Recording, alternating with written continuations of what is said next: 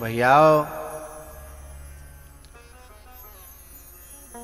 यदि ज्ञान हमारा सोया हुआ है तो भक्ति की भी चोरी हो जाएगी, जैसे पंचवटी में से हो गई। वैराग्य हमारा यदि सोया हुआ है, आंखों से ओझल है, तो भक्ति की चोरी हो जाएगी, जैसे सीता जी की चोरी हो गई।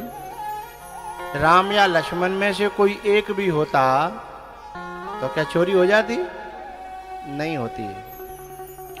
लेकिन यदि ये दोनों सो जाएं या हमसे दूर हो जाएं तो फिर चोरी होने में देर नहीं लगेगी, बहुत जल्दी चोरी हो जाएगी।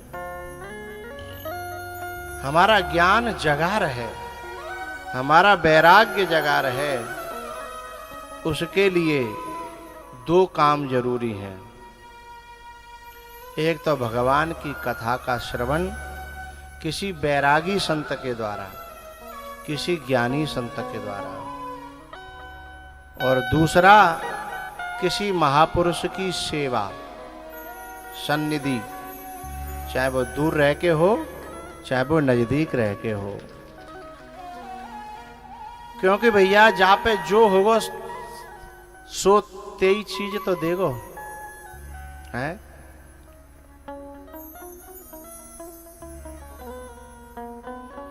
अब किन्नू वाले बगीचा के पास में हम जाएं और उनसे कहें कि हमें 2 किन्नू दे दो, और लगे होए बाखन तो दे देंगे। अब लगे हैं किन्नू, हम कहें कि आम दे दो, तो कहां से दे देंगे? तो जिनके पास ज्ञान होगा, जिनके पास वैराग्य होगा, वे ही ज्ञान वैराग्य दे पाएंगे और खुशी से दे पाएंगे। उनके पास ही नहीं है। इसलिए किसी वैरागी और किसी ज्ञानी महापुरुष की सन्निधि में, चरणों में बैठ करके यदि हम सत्संग का श्रवण करें, और कोई बहुत पहुंचा हुआ महापुरुष है, तो वहां वाणी की जरूरत नहीं है, उनके पास बैठ करके भी सत्संग होता है। उनके पास बैठ करके भी। बोले कैसे पता कि बैठ करके भी सत्संग होता है? बोले उसका प्रमाण ये है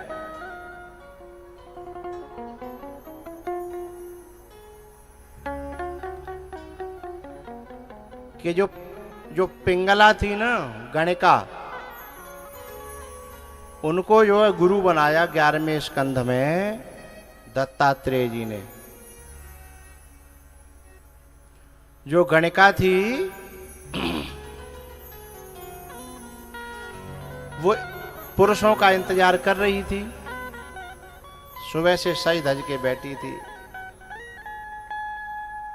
अब वह इंतजार करते करते करते करते करते करते सुबह से शाम हो गई। उसके मन में एक ख्याल आया कि जितना इंतजार में संसार के इन 2 कौड़ी के लोगों के लिए कर रही हूं, यदि इतना इंतजार मैंने परमात्मा का किया होता तो पता नहीं मुझे क्या मिल जाता है। बात समझ में आया करे तो ताली फिर जोर से बजाया करो।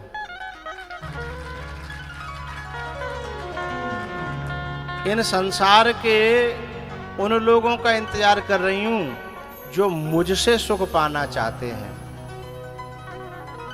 तो वो मुझे क्या सुख देंगे? ये विचार कौन कर रही है? वो गणिका, वो देह का व्यापार करने वाली, देह को बेचने वाली। क्यों भैया? ऐसा विचार किसी साधु के मन में आ जाए तो कहीं तक ठीक लगता है, जाने जीवन भर जो है देह का धंधा किया हो और उसके मन में इतने अच्छे विचार कहां से आ गए? बताएं कि रहने दें, हमने आज पहली बार ये चर्चा करी है, बता दें। क्योंकि इस दृश्य को दत्तात्रेय जी महाराज देख रहे थे। और दत्तात्रेय जो है ना बहुत बैरागी और बहुत ज्ञानी और बड़े पहुंचे हुए बुद्ध महापुरुष थे। जब वो देख रहे थे ना तो उनसे हवा स्पर्श होकर के गणिका को लगती है। जितको मेरे गुरु बसे उत की चलियो ब्याह, गुरु में लगे मोह में लगे तो है जाऊं भवते पार।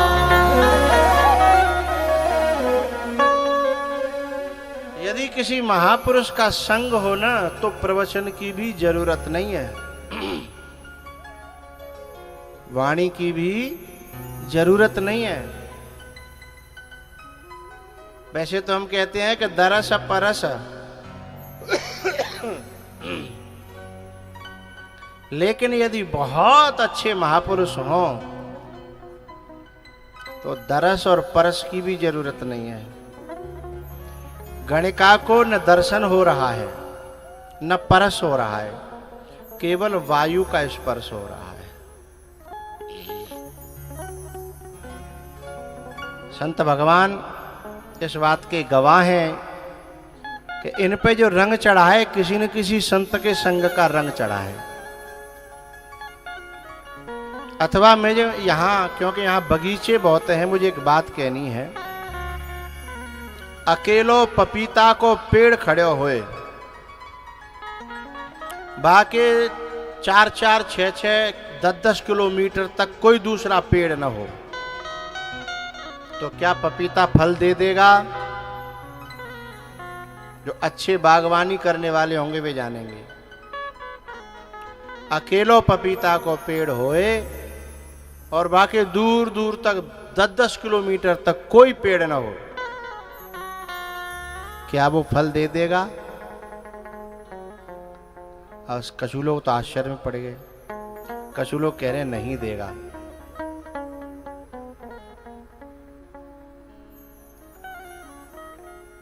तो जो कह रहे हैं कि नहीं देगा वो सही है। क्यों? एक परागण क्रिया होती है, परागण। बायोलॉजी जो पढ़े हैं या तो वे समझेंगे या जो बागवानी करते हैं वे समझेंगे, वे चाहे पढ़े हों चाहे न पढ़े हों। एक परागण क्रिया होती है। पपीता के पेड़ में नर और मादा दोनों प्रकार के पेड़ होते हैं, नर और मादा। और जब नर और मादा पेड़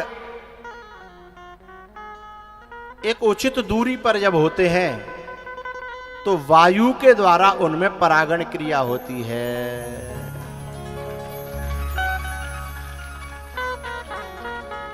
और यदि परागण क्रिया हुई तो ही उस पर फल आएंगे, अन्यथा फल नहीं आएंगे। हमारी श्रद्धा,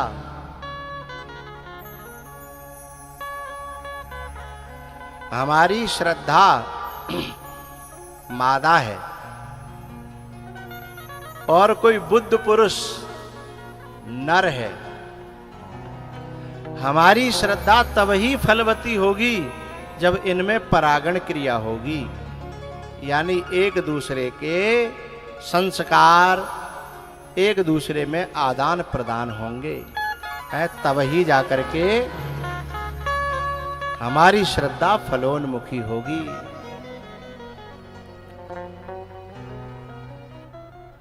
इसलिए तो कहते हैं तेरी बिगड़ी बना देगी पर विश्वास जरूरी है? परागण होगा, परागण विश्वास से होता है। कभी कभी तो हवा से भी हो जाता है वो परागण, कभी कभी पंछियों से, तितलियों से, मक्खियों से। मक्खी यहां से जाके वहां बैठी और वहां से जाके यहां बैठी तो परागण क्रिया हो जाएगी। अच्छा, वो जो फलदार जो वृक्ष है ना,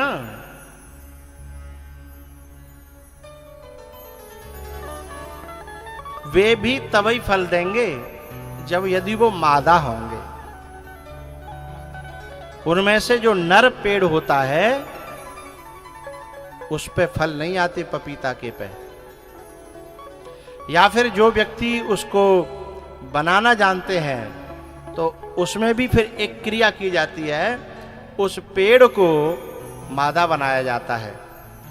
आप कभी पपीते के बगीचे में जाना, कुछ माली लोग क्या करते हैं, उस पपीते के पेड़ में होके आर पार कुछ लकड़ियां डाल देते हैं, उसमें से उस नस को काट देते हैं, जिससे वो नर बनता है।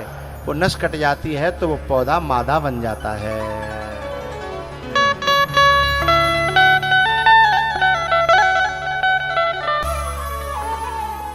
तो ज्ञान चौकीदार है, वैराग्य चौकीदार है। इन दोनों की चौकीदारी में एक अंतर है। वैराग्य है ना, वो ज्ञान का आज्ञाकारी है। पहले ज्ञान बताता है कि ये चोर है और ये साहूकार है। ज्ञान कहते हैं जो यथार्थ का दर्शन करा दे, सत्य को सत्य और झूठ को झूठ। और मोह का क्या काम है, झूठ को सत्य और सत्य को झूठ। तो मोह का और ज्ञान का आपस में बनता नहीं है।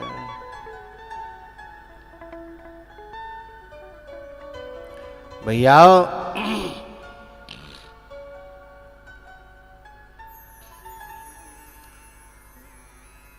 किसी बुद्ध पुरुष का, महापुरुष का यदि हमें साथ मिल जाए, संग मिल जाए,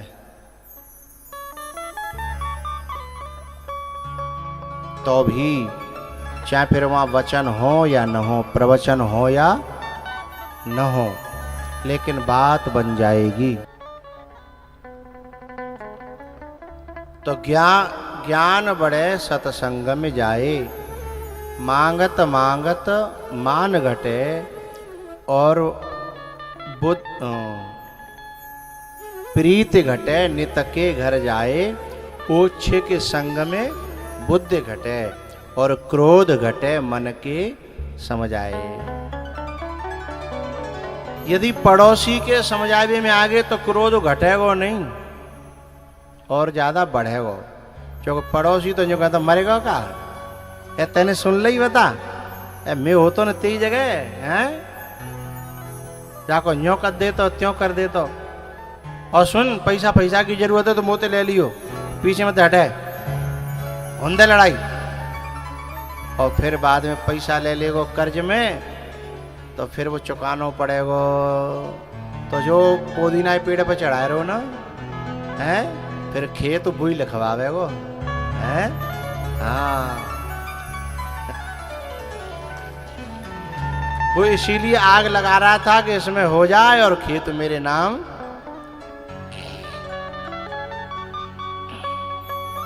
तो क्रोध घटे मन के समझ आए, मोह बढ़े परिवार की संगत और ज्ञान बढ़े सत्संग में जाए।